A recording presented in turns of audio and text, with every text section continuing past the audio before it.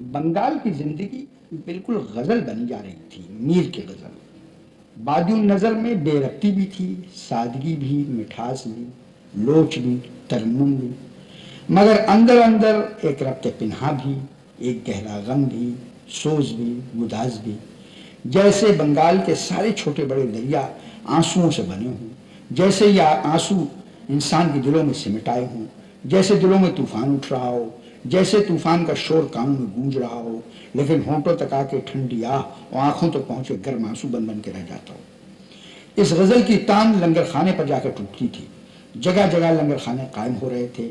जहां जहां लंगर खाना खुलता वहां वहां दूर दूर से आबादी सिमट आती। लंगर खानों से खिचड़ी बटती, जिसमें दाल चावल कम और पानी ज्यादा होता। लोग तरह तरह के बर्तन ले लेके आते, टूटे फूटे, अल्युमिनियम के, पीतल के, तांबे के, लोहे के, मिट्टी के, पत्तों के। अक्सर बर्तनों की सूरत अपने मालिकों की सूरत की तरह मस्त होती। जब पेट में गर्म गर्म खिचड़ी पड़ती तो इधर डूबी उधर निकली का किस्सा होता। अपने साथ जिस्म का कुछ बचा खुचा खून भी लेकर निकल जाती। आदमी गलाजत में लथपथ पड़ा रहता। मक्खियां भनकती रहती। थोड़ी देर में चील कौवे मंडलाने लगते। गिद्ध खुशी के मारे अपने बड़े बड़े पर फटकने लगते। इन परों को फैलाए खुशी से सीना ताने, लाशों के इर्द गिर्द धूमें मचाते, उछलते कूदते, जैसे नाच गा रहे हों, जैसे लाशों के दस्तरखान पर सर तरफ चढ़ा हो। जहां आसमान पर ज्यादा चील कौवे मंडलाते नजर आते, जहां ऊंचे दरख्तों पर बहुत से गिद्ध बैठे दिखाई देते, लोग समझ जाते कि हो न हो वहां कोई लंगर खाना जारी है और उस तरफ खींचे चले जाते, इन्हीं मंडलाते हुए चील कौवों की तरफ, इन्हीं धुएं मचाते हुए गिद्धों की तरफ, जिनके जेर साया सुना जाता था कि भूखों को खिचड़ी मिलती। जजेर बाप ने मैं अपने बचे खुचे खानदान के लंगर खाने का रुख किया था। कुलसूम घूंघट काढ़े चली जा रही थी। उसे मेहनत मशक्कत की आदत थी, मगर ज्यादा चलने की न थी। मैना 3 बरस की थी। पहले पाँव पाँव चलती थी, मगर कुछ दिनों से गोद ही में चल पाती। कुछ दूर कुलसूम की गोद में जाती, कुछ दूर जजेर बाप की। थोड़ी थोड़ी दूर जाकर ये लोग बैठ जाते। रास्ते में और भी बहुत सी टोलियां मिली। एक औरत एक पक्की दीवारों और टीन के छत वाले मकान से निकली। ऐसा मालूम होता था जैसे कब्र से निकली है। उसकी आंखों में कुछ सूखे से आंसू थे, जिन्हें वो अपने सूखे हाथों से पोंछ रही थी। एक मर्द बाहर खड़ा था। उसके हाथ में उसने 10 रुपए का नोट रख दिया। जजेर बाप की नज़र उसके चेहरे पर पड़ी। पहचानी पहचानी सी सूरत मालूम हुई। दोनों ने एक दूसरे को इस तरह देखा जैसे पहचानने की कोशिश कर रहे हैं। बिलाखिर कहजदों ने एक दूसरे को पहचान लिया। जजेर बाप ने कहा, भैया हरिमंडल, तुम भी जा रहे हो? हरिमंडल, हाँ भैया।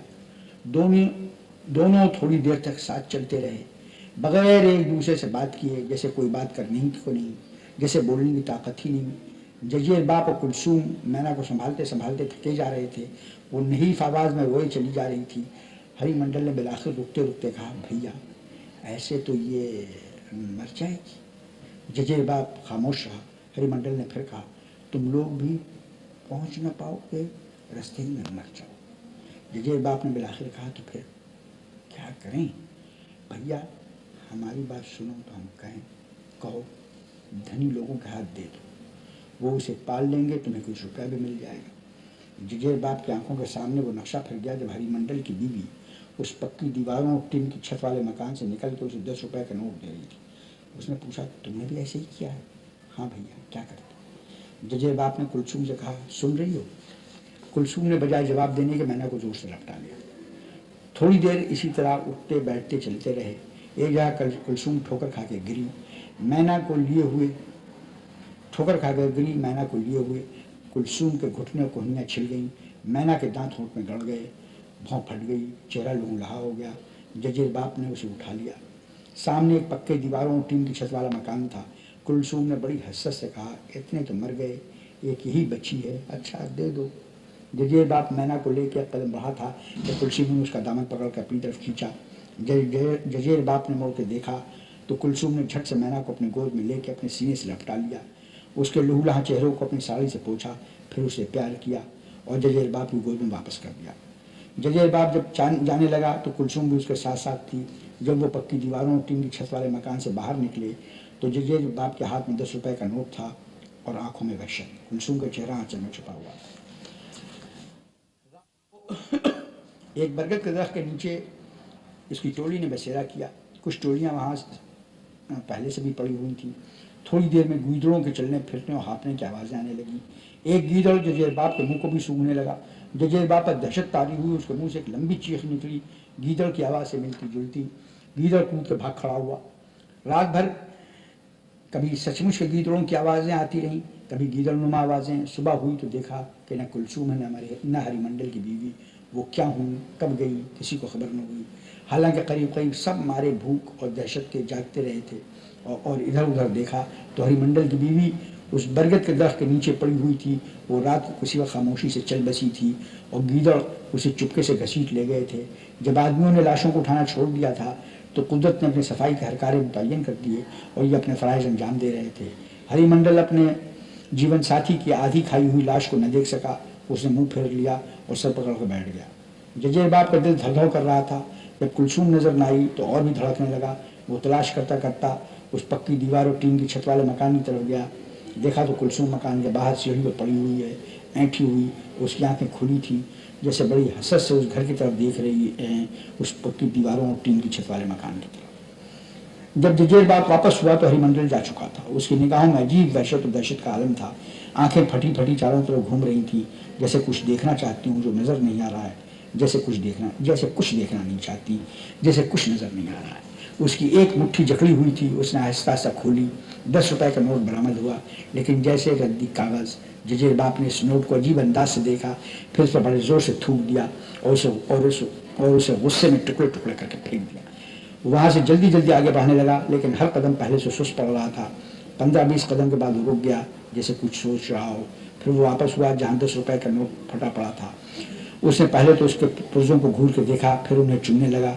चंद पुर्जे जो उसके हाथ में आए उन्हें थोड़ी देर उलटता पुलटता रहा, फिर उसने एकाएक उन्हें हवा में मुंतशिर कर दिया और वहीं लेट रहा, जैसे बहुत थक गया हो, जैसे अब कहीं और जाना नहीं चाहता।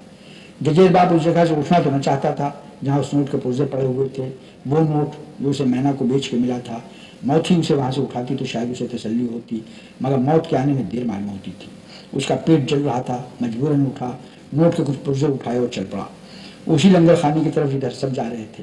रास्ते में लोग जगह जगह सुस्ताते या सिसकते नजर आ रहे थे। कुछ सिसकने की मंजिल से भी आगे निकल गए थे। हरिमंडल की बीवी की तरह, कुलसूम की तरह। जैसे जैसे लंगर खाना करीब आता जाता था, लाशों की तादाद बढ़ती जाती थी। इन लाशों की तरफ लड़खड़ाती हुई जिंदा लाशें कैसे तवज्जो करती। जो अंजाम शायद इनका भी हो, वो उनकी आंखों के सामने था, मगर इससे आंखें चुरा रही थी, मुंह फेर रही थी। जजेर बाप कभी सर झुकाए हुए, कभी आसमान की तरफ देखता हुआ लड़खड़ाता चला आ रहा था। एकाएक उसकी नज़र एक बूढ़ी औरत की लाश पर पड़ी। बुढ़िया बिल्कुल नंगी थी, जिस्म पर एक धागा भी न था।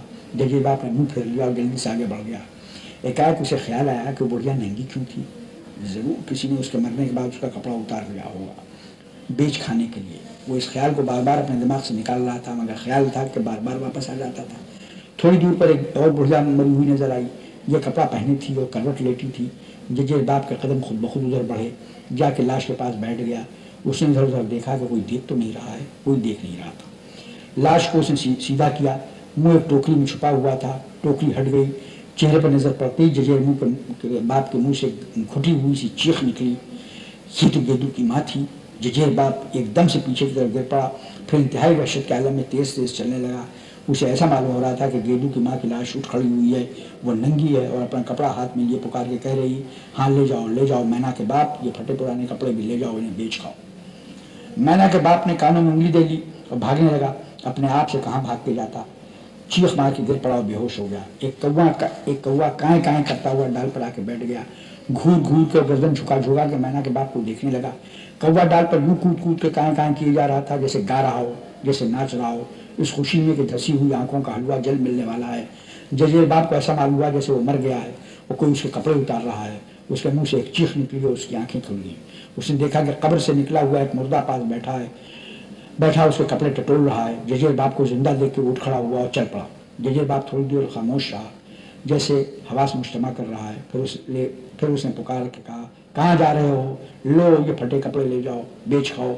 वो कहज़ादा आदमी भागने लगा, जैसे कोई भूत देख के भागे, और ठोकर खा के गिर पड़ा। जजेर बाप उसके पास पहुंचा तो वो मर चुका था। जजेर बाप ने देखा एक घूरे पर कुछ लोग पड़े हुए हैं, कुछ हिस्सो हरकत हैं, कुछ के हाथ आहिस्ता आहिस्ता घूरे को टटोल रहे हैं, किसी के हाथ में कोई छिलका आ जाता है, किसी के हाथ में कोई हड्डी, कुछ कुत्ते भी सूंघते फिर रहे हैं। जजेर बाप भी घूरे पर गिर पड़ा, इधर उधर टटोलने लगा, एक चूसी हुई हड्डी उसके हाथ में आ गई, वो उसे अपने मुंह के पास ले जा रहा था कि कुत्ता घुर्रा के झपटा और हड्डी से छीन ले जाए। एक दरख्त पर बहुत से गिद्ध बैठे नजर आ रहे थे, कुछ जमीन पर भी बैठे खेल कूद रहे थे। शायद लंगर खाना करीब आ गया था। जजेर बाप के कदम तेज तेज उठने लगे। वाकई लंगर खाना सामने था। लोगों की बड़ी भीड़ थी, जिंदों की भी मुर्दों की भी। हरिमंडल भी पीछे खड़ा था।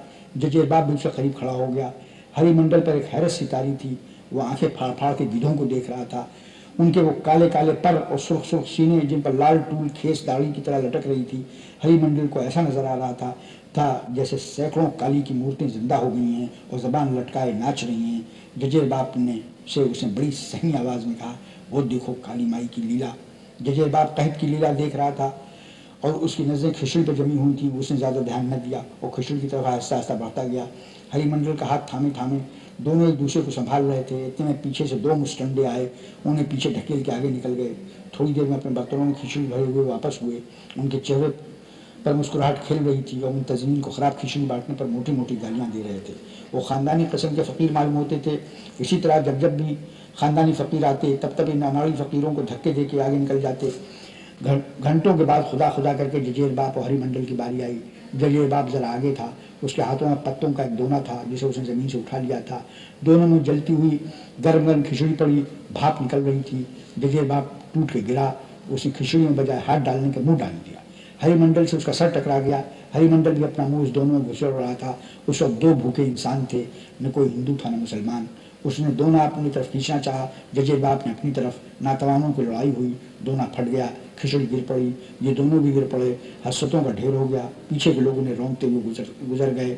2-3 कराहों की आवाज़ आई और बस।